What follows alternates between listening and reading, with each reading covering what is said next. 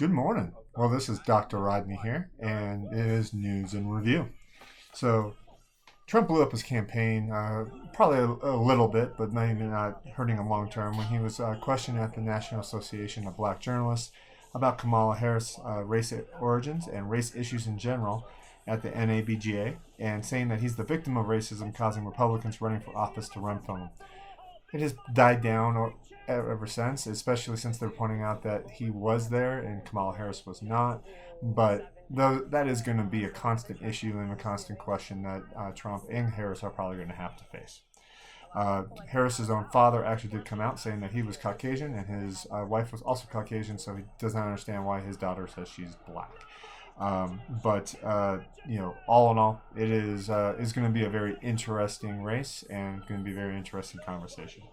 The IOC defends its admittance of two boxers in the female category who have failed gender tests, saying that those tests were not properly administered and were not correct, and then put beatings on competitors who withdrew from competition, causing an uproar.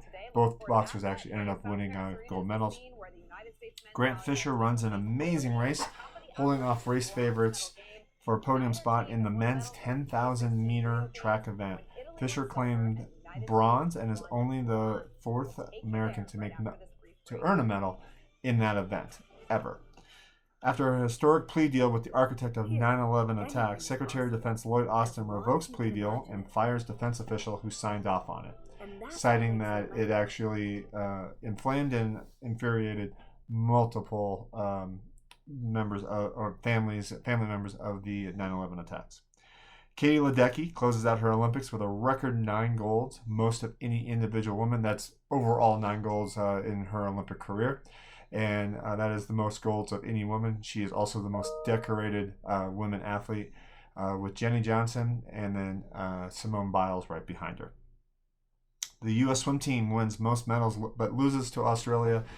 Actually, they didn't. I just kept throwing it in there. But they actually did take over Australia in the last race ever of the swimming program. They were able to overtake Australia thanks to both the women's 4x100 relay and also Bobby Fink winning a gold medal on the same day. So, and Ryan Krauser makes history winning third straight gold medal in the shot put. Joe Kovacs takes silver, going 1-2 for the U.S., and that is the third consecutive Olympics that they have both gone 1-2. President Maduro of Venezuela claims he won the election, although voting records show opposition leaders won and sending the opposition leaders into exile.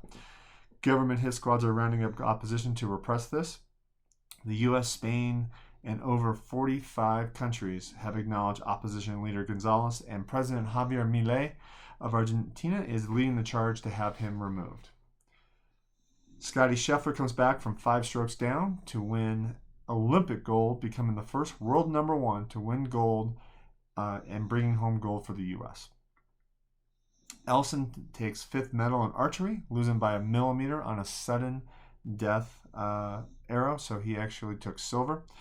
Kristen Faulkner, who did not qualify for the Olympics, was given a spot by someone who decided to proceed in other events, and she wins the Olympic women's cycling road race with an amazing breakaway, bringing back gold to the U.S. since first one ever since 1984. Novak Djokovic, the Joker, becomes only the 5th person to win the Golden Slam, bringing home Olympic gold in tennis. Bobby Fink, as I mentioned earlier, becomes the lone U.S. men's swimmer to win gold at Paris Olympics with an amazing 1,500-meter swimming race and breaks the world record held by one of the Chinese athletes who were caught doping in Tokyo, repeating his Tokyo title and becoming only second man in history to repeat 1,500 golds. Noah Lyles wins 100-meter run, first American in 20 years, in a photo finish, won by .005 seconds. Bangladesh Prime Minister resigns after weeks of protests. Ukrainian high jumper wins gold for her countrymen. Algeria Kalia Namour wins gold in uneven bars or asymmetric bars, becoming the first gymnast from African nation to win a medal. Federal judge rules Google is a monopoly. This is going to be a huge story we will be following here in the News and Review. And Harris picks Minnesota Governor Tim Walz as a running mate. Cole Shocker shocks the world and wins 1,500-meter track with U.S. taking gold and bronze in that race. Corey Bush becomes the second squad member to lose her primary this season as Democrats show support over Israel. USA wins first ever gold in women's team pursuit in cycling. And then Sydney McLaughlin-Larone becomes the first woman to win gold in 400-meter hurdles twice. So that is the news and review, and I hope you have a great day.